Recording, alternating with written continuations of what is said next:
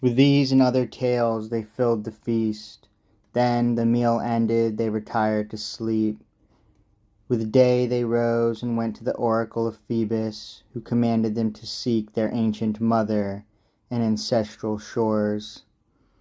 As they set forth, the king attended them and gave them gifts, a scepter for Anchises, a quiver for his grandson, and a robe, a wine bowl for Aeneas, which a friend, Therses of Thebes, had given from his far home.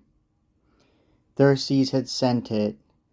Alcon of Hyle had fashioned it, engraving a long tale. There was a city, one could point and count, 7 gates. These served to name it and explain what place it was. Before the city, scenes of grief, with funerals and flaming pyres and tombs, and matrons with dishevelled hair and naked breasts. And nymphs in tears were seen mourning their drought-dried springs. A tree stood bare and leafless. Goats were gnawing round parched rocks. Look, he is fashioned in the heart of Thebes, Orion's daughters. One cutting her throat, no woman's wound. One with her shuttle's point stabbing herself, brave injury, as both die for their country's sake, and through the city are borne in funeral pomp to the great square, and there are burnt. Then, lest their line should die, from those 2 virgins' embers twin youths rise, whom fame calls the Coronee, and they lead the files that lay their natal ash to rest. Thus on the antique bronze stood shining scenes, and round the wine bowl's rim acanthus leaves, high raised in gold. The Trojans give in turn no meaner gifts, presenting to the priest a thurible, a salver, and a crown, a glorious crown of gold and precious stones. From Andros, mindful that from Teusa's stock Troy drew its origin, they sailed to Crete, but there they could not long endure the land's inclemency, and left those 100 towns, eager to reach the shores of Italy.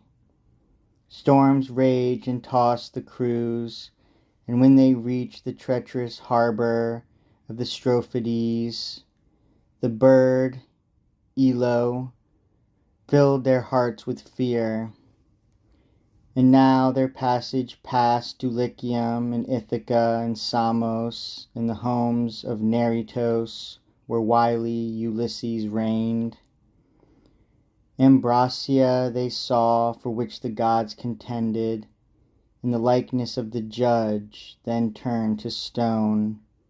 In Actium, now famed for great Apollo's sake, Dodona too, with its speaking oaks, in that Chaonian bay, where Munychus' 3 sons grew wings one day to escape the wicked fire and flew away.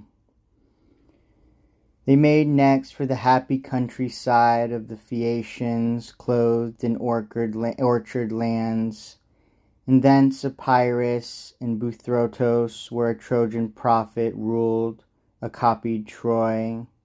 Thence, learning from the faithful prophecies of Priam's son, wise Helenus, the whole future that lay in store, they made landfall in Sicily.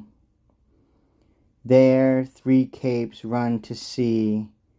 Pechinus turns towards the rainy south, where Lilybaeum lies in soft west winds, and facing north, Pelorus looks upon the sea-shy bears.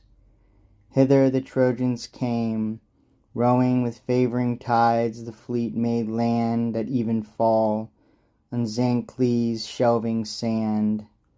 Scylla infests the right-hand coast, the left restless Charybdis. One grasps passing ships and sucks them down to spew them up again. The others ringed below her hell-black waist with raging dogs.